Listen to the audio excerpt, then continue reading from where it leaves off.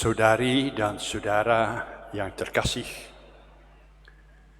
paman saya seorang petani. Begitu dia mendengar Injil yang barusan kita dengar, dia menjadi marah. Dia menggeleng-gelengkan kepala. Katanya, pemilik ladang ini tidak mungkin bisa menjadi seorang petani yang maju, yang bagus. Bodoh dia. Masa dia membiarkan ladang itu mengganggu gandum? Kata dia, begitu saya melihat gandum tumbuh ada lalang ku cabut, buang. Supaya benih yang bagus bisa tumbuh berkembang tanpa gangguan, tanpa godaan. Itu baru petani yang bijaksana. Itu baru namanya masuk akal. Ngapain memberi kesempatan kepada lalang itu tumbuh mengganggu gandum? Kata dia, kita harus tegas. Ada yang jahat, tolong segera dibasmi. Supaya jangan menggodai orang-orang yang baik. Kebetulan ketika dia berbicara, ada seorang oma yang sudah lanjut usia, dia menggeleng-gelengkan kepala. Kayaknya nggak setuju dengan apa yang dikatakan oleh paman saya. Kata dia begini, saya menikah dengan seorang pria yang menurut saya bagus, jujur, setia, hebat orangnya. Maka saya nikah. Kemudian kami dikaruniakan oleh Tuhan seorang anak, bagus, lucu, manis. Tapi entah tidak tahu dari mana datangnya. Dari tahun ke tahun suami saya merosot. Moralnya, sikap perbuatan-perbuatannya makin hari makin jelek. Yang dulu dia tak pernah melaksanakan, sekarang mabok, peminum, main gaple, hayo, uangnya dihabiskan dengan main gaple. Seringkali sore hari dia kabur, entah kemana, pulangnya entah kapan. Nggak tahu godaan mana, setan mana, musuh mana yang masuk dalam hatinya. Tapi dia menjadi orang yang kurang bagus. Saya sering menderita, sering menangis. Maka jangan heran ada saja teman-temannya datang kepada saya memberi nasihat.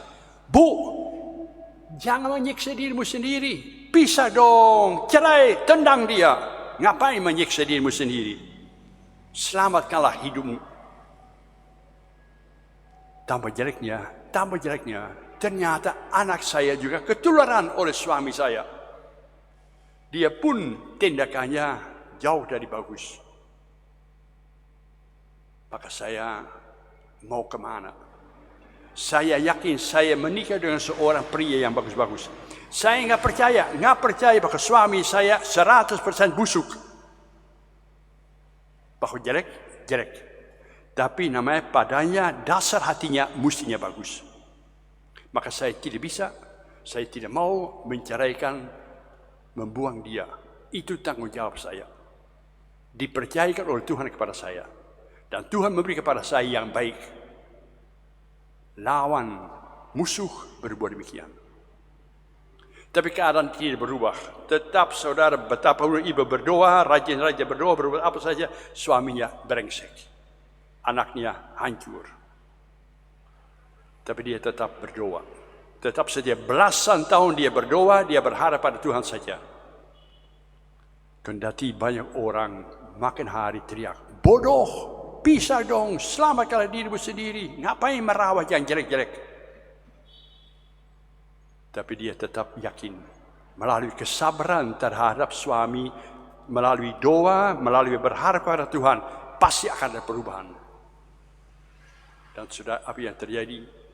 Pada suatu ketika suaminya jatuh sakit.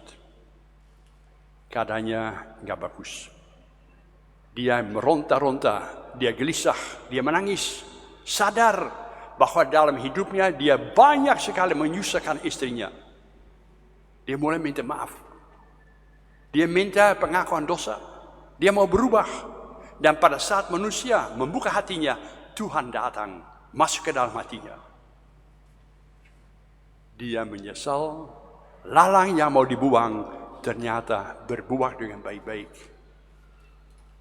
Siapa tahu yang tampil sebagai lalang bisa saja membawa rahmat Tuhan bagi kita. Maka mestinya kita sabar yang satu kepada yang lain. Dalam Injil, kalau kita baca, Allah kita ini digambarkan oleh Yesus sebagai Allah yang bermurah hati, yang sabar, yang suka mengampuni, tidak pernah membuang lalang atau orang berdosa. Siapa tahu besok, lusa, hari berikutnya kau bisa berbuah berkelimpahan. Mestinya kita pun berbuat demikian. Mestinya kita pun sabar yang satu kepada yang lain. Bisa saja berjumpa dengan orang yang tidak menyenangkan, tapi mendingan didoakan, mendingan dicintai, mendingan diampuni, siapa tahu menjadi orang yang bagus. Itu ciri khas dari Allah. Siapa tahu pada Allah itu ada harapan, benih yang saya taburkan adalah benih yang baik.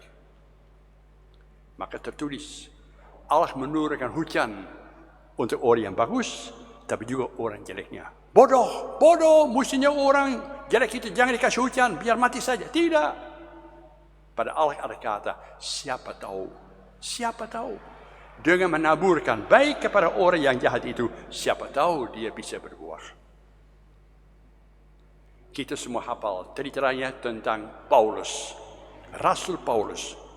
Kan ingat ya, bagaimana Paulus itu dulu mengejar umat Kristiani, membunuh, menangkap mereka, memenjarakan mereka. Mestinya Yesus itu kalau masuk akal, mestinya bunuh dia.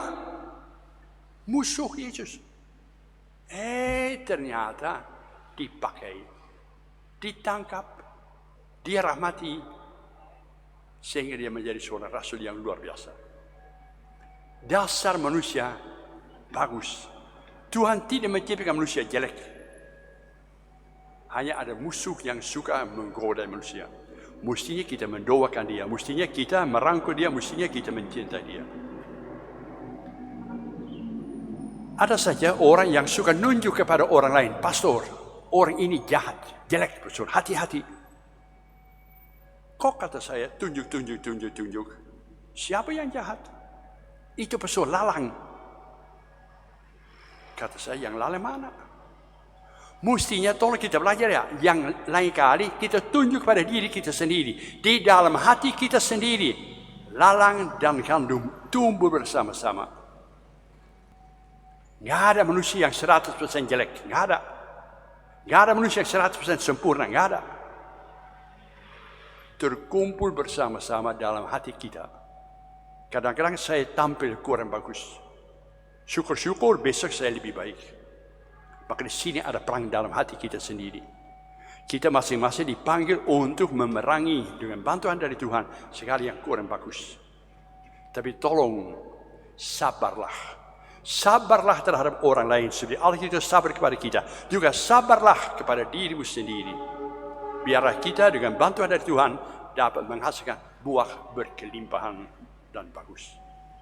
Semoga demikian.